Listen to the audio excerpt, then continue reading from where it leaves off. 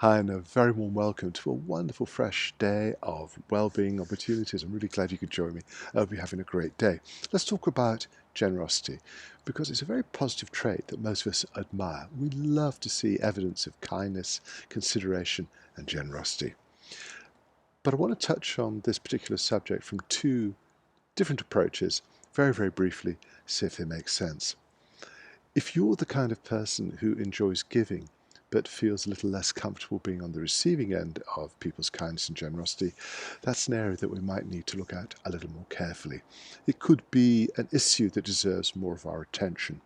Sometimes these attitudes are developed in early childhood where you're the one who always helps, you're the one who volunteers, you're the one who's kind, and it's a role that you fall into very easily because you do get some recognition for this particularly positive attribute.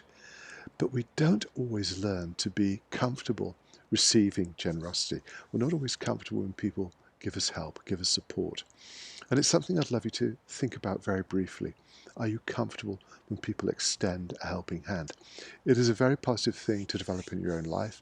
It's something that you can approach with mindfulness, asking yourself, why am I not comfortable with this?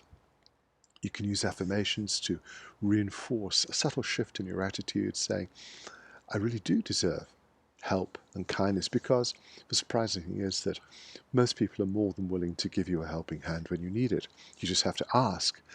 A lot of us are very reluctant to extend a hand to others and ask for some help and consideration and support, and that's an imbalance in life that perhaps needs to be addressed.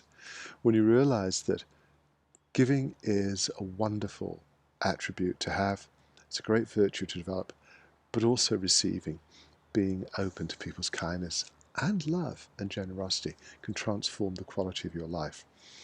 The other thing is the question of what do we give when we're expressing generosity.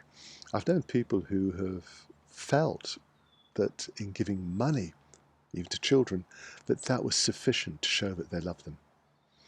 I've worked with people who said, yes, I remember opening my wallet and having it thrown back in my face, without understanding that whilst material generosity can be very, very helpful, it's your time, it's your love, it's your care, it's your consideration that can truly transform. If you really want to make a difference, if you really want to express the underlying power of generosity, think about giving a little of your time.